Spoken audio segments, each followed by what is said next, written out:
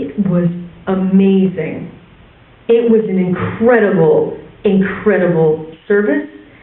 It was an incredible experience. There was a sense of the holy. That when I walked in and I saw a djembe player and then singing a Zambian song, a Zambian anthem, it was unbelievable. And the pastor broke it off and was saying things like, God is with us in the messiness, Pastor Day. It was just like, oh, it was wonderful.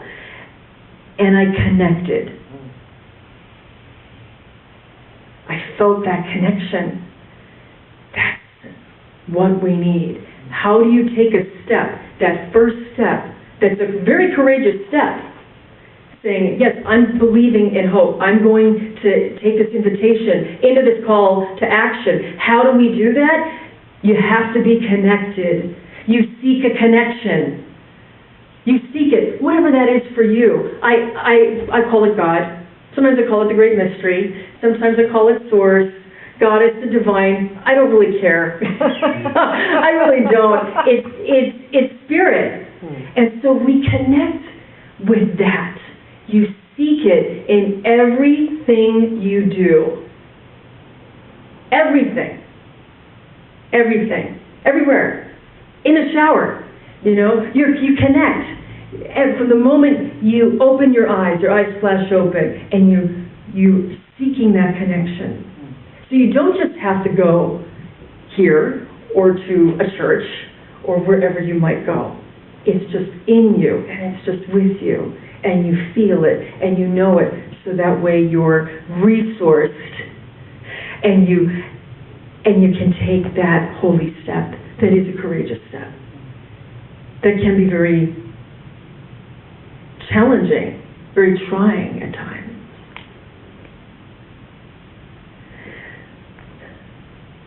Let me tell you another thing about Kitty.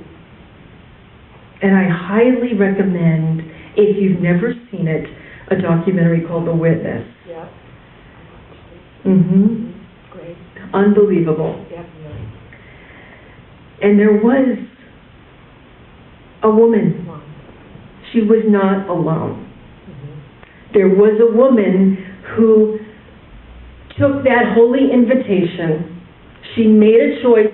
She took that invitation and she took a step of total courage, this call to action, and she heard her friend. She was friends with Kitty, and she went flying down the stairs as Kitty was lying there. And she held her, and she was there in her final moments.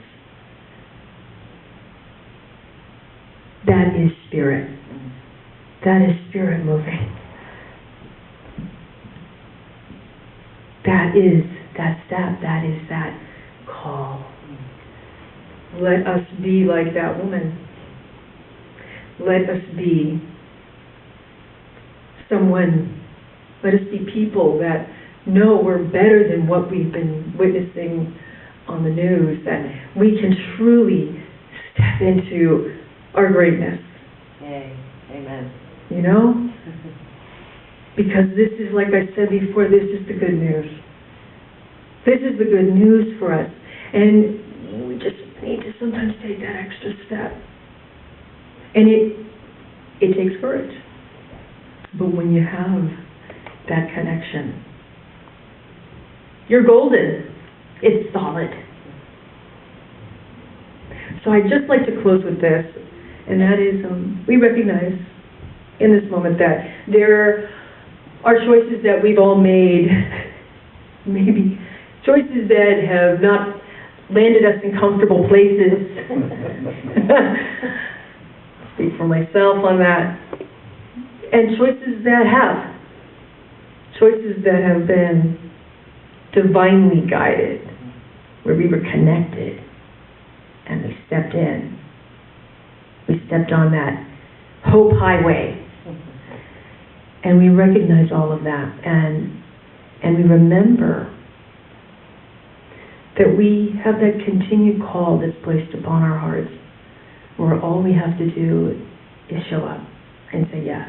Yes? Yes. Yes. So I don't know what parts of you may know something right now as I'm speaking this, you may go, there's a choice.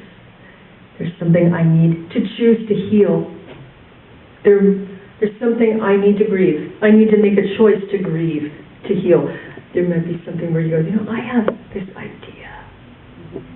There's this choice. And I've been sort of resisting. And in that resisting, I'm just existing. But instead, I'm going to choose to take a step. So God can be assisting. Like that? Resisting, existing, and then God can be assisting. That's the stuff. What is it? What might be those points that are calling you? I don't know.